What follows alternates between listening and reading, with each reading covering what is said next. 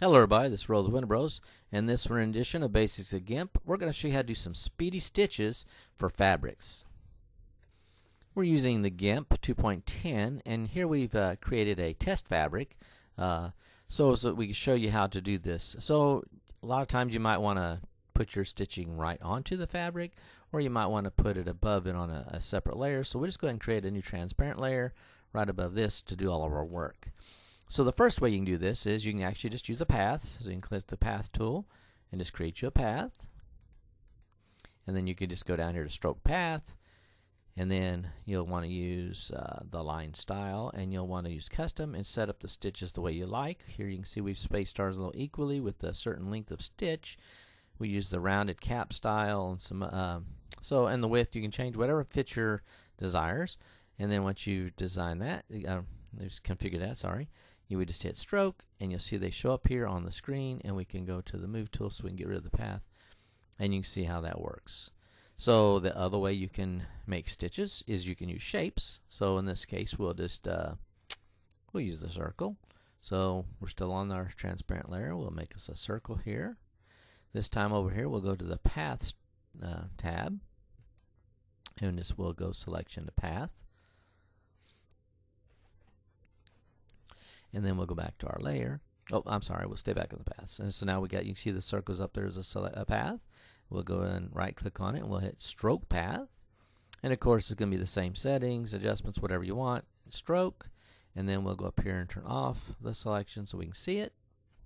And now you can see we got a stitch pattern that followed the outer edge of that circle that we created with the up here with the lip select tool.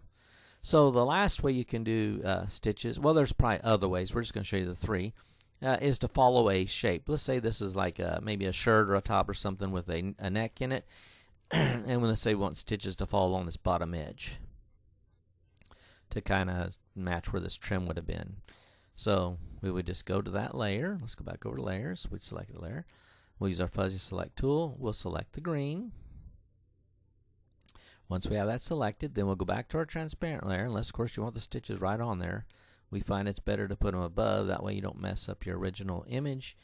So then once you get that, we'll go back to the paths tool again. We'll right click and we'll do selection of path. And there, now you see it's got that outer shape. And then of course we will go right click again and we'll stroke the path. And well, if you haven't set your stitch settings, you can redo those, but we're going to use what we already had as default. We'll just hit stroke, and then we will hide, turn off the selection so we can see, and you can see it put stitches above and below. So that's not exactly what we really just want them on the bottom. So the next thing we do is we're going to take the move tool, and we might have to zoom in just well, these are going to move, but we should have put this in a separate layer. But that's okay. So we're going to zoom in a little bit so we can see a little bit bigger. And then we're going to take that move tool, and we'll move those, take that stitches, and we'll just move them straight up vertically, just to where we'd like them. There we go. And then we'll go back to our other, we'll zoom back to, what was it, 50? There you go. So now what we'll do is on this layer, we'll take the erase tool and make sure we got hard edge selected down here. And we'll just go along, we're going to make the size bigger just so we can make it easier for us to erase. And we'll take this top layer of stitches off that we don't need, because we just want the bottom ones. And then of course we'll take the magnifier, we'll go to each edge because we want to clean those off too, so we don't want that. We'll make it look like the stitches just go off to the edge, and maybe just a little more there. There you go. And then we'll go to the other side, and it'll be the same thing. We'll take off that little where it was going up, so it looks like the stitches go off the edge.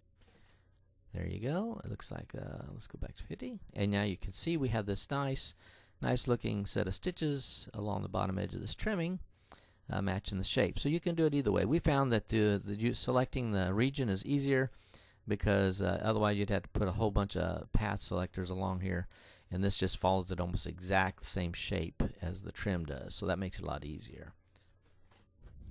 We hope you enjoyed this video presentation. Have a great day.